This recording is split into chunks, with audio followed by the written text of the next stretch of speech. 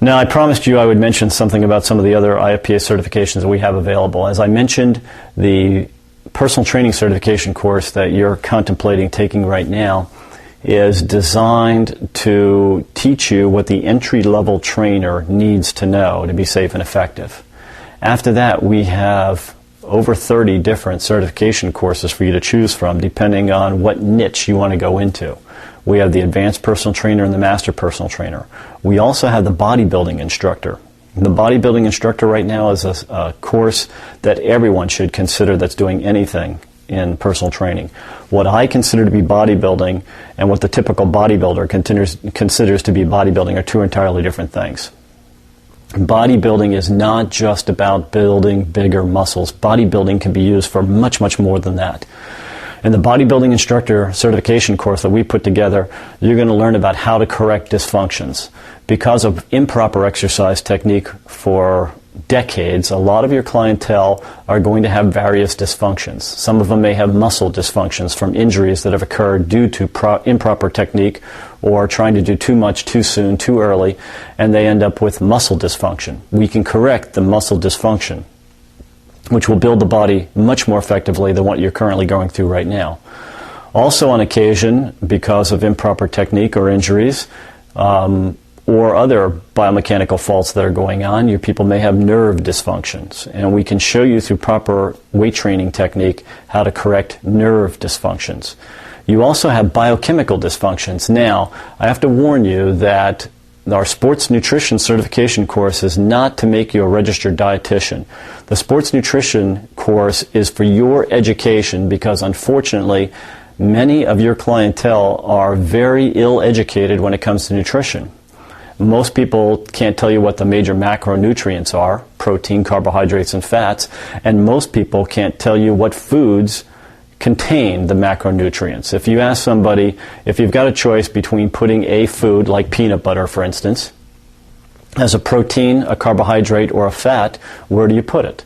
And when I have a general lecture, just about everybody tells me that peanut butter is a protein. One of these days, you should consider reading the label on protein, because the typical protein that's out there is 70 to 80% fat, calories coming from fat. There's about 8% protein and the rest is sugar. And even in the low-fat varieties, they've taken out the fat and added the sugar. So a lot of people are suffering from biochemical dysfunction. And we help you in the bodybuilding instructor course as well as our sports nutrition course to correct those biochemical dysfunctions. Now, depending on what niche you want to go into, we mentioned there was a lot of problems with children. We have a youth fitness instructor, which is a very detailed, very comprehensive course that will tell you how to train kids from the age of from the age of 5 right up until the age of 19. You will learn everything you need to know to take children through safe and effective training programs. Likewise, we have a similar course for senior citizens. We have a course for women's fitness. In the women's fitness course, we will teach you about the specific exercise needs for women. Now, for those of you sitting out there that have heard that you don't train a woman any different than a man, that's true, and yet it's not true. The reality is, on the cellular level, a muscle cell inside a woman is identical to a muscle cell inside a man. A type 1 aerobic muscle fiber inside a woman looks just like a type 1 muscle fiber inside a man. A type 2B anaerobic muscle fiber inside a woman looks almost identical to a type 2B muscle fiber inside a man. That being said, there are macro physiological differences between men and women have special training concerns because of it. Number one, men don't get pregnant. Never have, never will. And as a result, a pregnant woman or a post-pregnant woman is going to have special training needs, completely separate and distinct from the training needs of a man. A woman that is going through menopause has separate training problems different than a man.